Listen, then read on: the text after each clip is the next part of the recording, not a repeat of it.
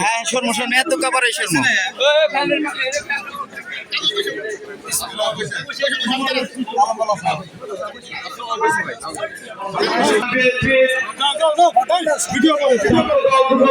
Video করে যাও যাও যাও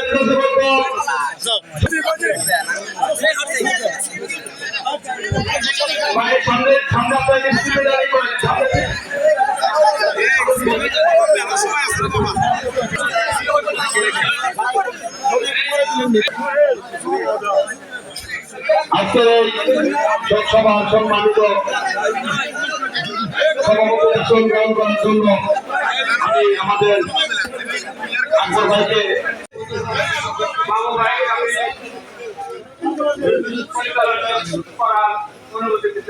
ছবি তোলার গান পিছাও ছবি তুলে নি ভাই সামনে।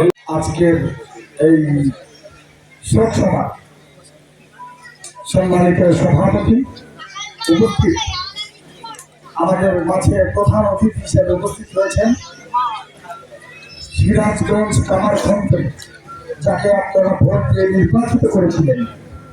আপনাদের সেই ভোটে নির্বাচিত আমাদের সাবেক এমপি সিরাজগঞ্জ জেলা বিএনপির সম্মানিত সভাপতি জনাব ওবামা মাহমুদ, বিএনপির নেতৃবৃন্দ, অঙ্গ সংগঠনের নেতৃবৃন্দ এবং এই অত্র এলাকার জনসাধারণের এক অংশ, আসসালামু আলাইকুম। আমি প্রথমে দুঃখ প্রকাশ করছি, রশিদ ভাই আমাদের কাছ থেকে মিছিল করা অবস্থায় ইন্তেকাল করেছেন। দলকে এত ভালোবাসতেন। তার আগের দিন ছিল গায়েবের জানাজা, আমরা দিয়েছিলাম। অনেক ওয়ার্ডের নেতারা সেই গায়েবের জানাজার মধ্যে অংশগ্রহণ করতে পারে নাই ভয়, কিন্তু রশিদ ভাই দলকে এতই বেশি ভালোবাসত, ঝুঁকি নিয়ে সে জানত তাকে গ্রেপ্তার করতে পারে। আমি দেখি রশিদ ভাই রাস্তায় দাঁড়িয়ে আছে। আমিও ওই মসজিদে গিয়েছি হজুম করে। আমি রশিদ ভাই বললাম যে আপনি ভাই আসছেন, আর তো কেউ দেখতেছিলেন। ভাই আমি আসছি, এসেছিলাম এবং যারা গ্রেপ্তার ছিল তাদের বাড়িতেও আমি এসেছিলাম। এবং রশিদ ভাই আমি আসার পরে রশিদ ভাই ছিল, তারপর পরেই পুলিশ এসে এই এলাকায় হামলা দিয়েছিল। আজকে রশিদ ভাই সেরকম একটা কর্মী ছিল আমাদের এলাকার বিরুদ্ধে। এই এলাকার ইকবাল হাসান মাহমুদ টুটু ভাইয়ের তিনটা খুব বিশ্বস্ত লোক ছিল। একটা রশিদ ভাই, সানু ভাই এবং আক্কা ভাই, খুব বিশ্বস্ত টুটু ভাইয়ের জন্য খুব নিবেদিত ছিল। একজন নিবেদিত লোকের তিনজন, এবং আমরা দেখেছি সুখে দুঃখে সকল সময় টুকু ভাইয়ের পাশে ছিল। এই এলাকায় তাদের আত্মার কামনা করছি। সানু ভাই, আক্কা ভাই এবং রশিদ ভাই তিনজনের আমি আত্মার মাত্রা কামনা করছি। সেদিন জানা যায় আমাদের আসার কথা ছিল। আজকে খোলা আকাশের নিচে দাঁড়িয়ে বক্তব্য দিতে পারছি এই রানীগ্রাম ৭ নম্বর ওয়ার্ডে। গত ১৫ দিন আগে এই অবস্থা ছিল না।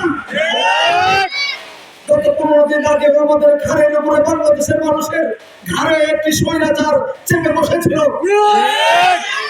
আল্লাহর কি ইচ্ছা, সকল ক্ষমতার মালিক তিনি। তিনি সম্মান দিতে পারেন, সম্মান কেড়ে নিতে পারেন। এই আসমানের মালিক, এই জমিনের মালিক, তিনি যে প্রমাণ করলেন যে দাম্ভিকতা, যে ক্ষমতা হাসিনা দেখিয়েছে, এক মুহূর্তের মধ্যে তছনছ করে দিয়েছে।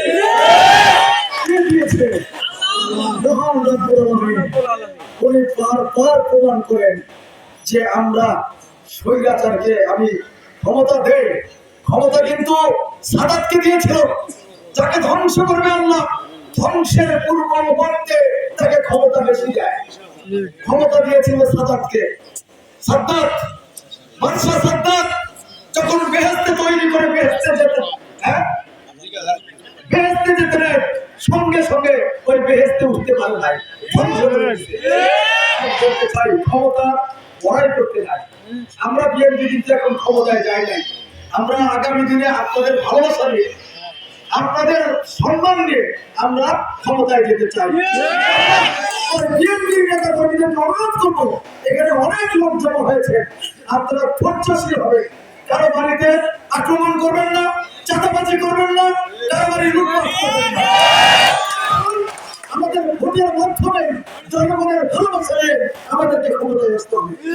যদিও আপনাদের মনের মধ্যে অনেকের দুঃখ আছে, কষ্ট আছে, জেল খেটেছেন, নির্যাতন সহ্য করেছেন, কিন্তু আপনারা লক্ষ্য করেছেন আমার নেত্রী বেগম খালেদা জিয়া বলেছেন হিংসা পরায়ণ হয়েছে না, ব্যক্তি আক্রোশ খাবেন না, এখন সকলে মিলে মিশে এই দেশকে করতে হবে। সেজন্য সকলকে আমি ধৈর্যের সঙ্গে মোকাবেলা করা অনুরোধ জানিয়ে, সহনশীল হওয়ার অনুরোধ জানিয়ে, এবং কোন হিন্দু সম্প্রদায়ের উপরে যাতে আক্রমণ না হয় সেটাও লক্ষ্য করবে, কোন যাতে নিরীহ মানুষ আপনাদের দ্বারা বিএনপির নেতা কর্মী দ্বারা লাঞ্ছিত না হয় সেটাও আপনারা দেখবেন।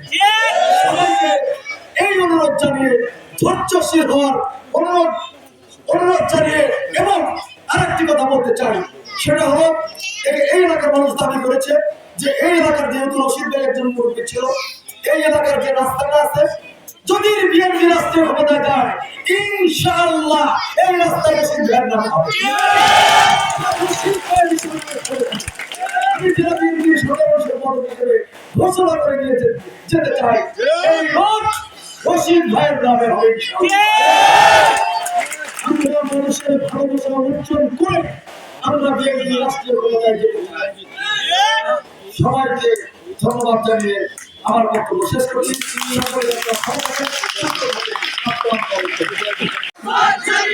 টুকু চাচার ভয় নাই, মমতার ভয় নাই। বিসমিল্লাহির রহমানির রহিম।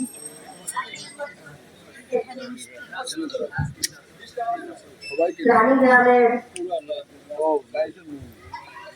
সকল ভাই বোনেরা,